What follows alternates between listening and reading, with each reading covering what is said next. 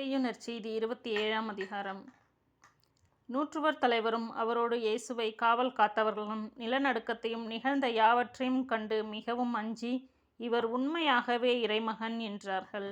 கலிலேயாவில் இருந்து இயேசுவை பின்பற்றி அவருக்கு பணிவிடை செய்து வந்த பல பெண்களும் அங்கிருந்தார்கள்.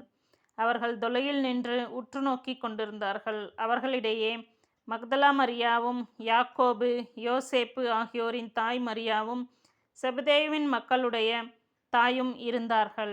இயேசுவின் அடக்கம். மாலை வேளையானதும் அரிமத்தியா ஊரை சேர்ந்த யோசேப்பு என்னும் பெயர் கொண்ட செல்வர் ஒருவர் அங்கே வந்தார். அவரும் இயேசுவுக்கு சீடராயிருந்தார். அவர் பிலாத்திடம் போய் இயேசுவின் உடலை கேட்டார். பிலாத்தும் அதை கொடுத்துவிட கட்டளையிட்டான். யோசேப்பு அவ்வுடலை பெற்று தூய்மையான மெல்லிய துணியால் சுற்றி தமக்கென பாறையில் வெட்டியிருந்த புதிய கல்லறையில் கொண்டு போய் வைத்தார். அதன் வாயிலில் ஒரு பெருங்கல்லை உருட்டி வைத்துவிட்டு போனார். அப்பொழுது மக்தலா மரியாவும் வேறொரு மரியாவும் அங்கே கல்லறைக்கு எதிரே உட்கார்ந்திருந்தனர். கல்லறைக்கு காவல். மறுநாள், அதாவது ஆயத்த நாளுக்கு அடுத்த நாள், தலைமை குருக்களும் பரிசேயர்களும் பிலாத்திடம் கூடி வந்தார்கள். அவர்கள், ஐயா, அந்த எத்தன் உயிருடன் இருந்தபொழுது 3 நாட்களுக்கு பின்பு நான் உயிருடன் எழுப்பப்படுவேன் என்று சொன்னது எங்களுக்கு நினைவில் இருக்கிறது.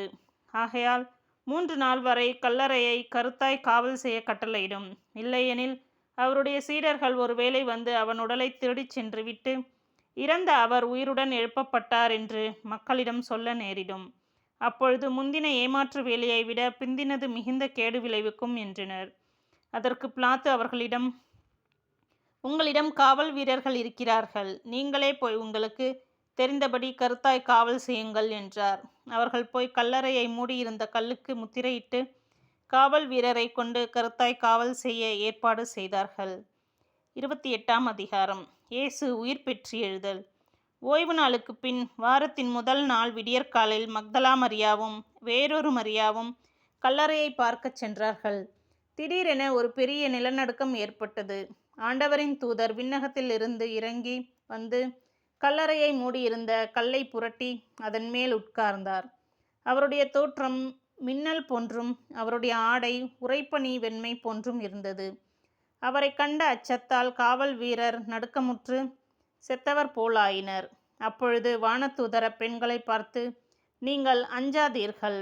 சிலுவையில் அறையப்பட்ட இயேசுவை தேடுகிறீர்கள் என எனக்கு தெரியும். அவர் இங்கே இல்லை. அவர் கூறியபடியே உயிருடன் எழுப்பப்பட்டார். அவரை வைத்த இடத்தை வந்து பாருங்கள். நீங்கள் விரைந்து சென்று, இறந்த அவர் உயிருடன் எழுப்பப்பட்டார் என சீடருக்கு கூறுங்கள்.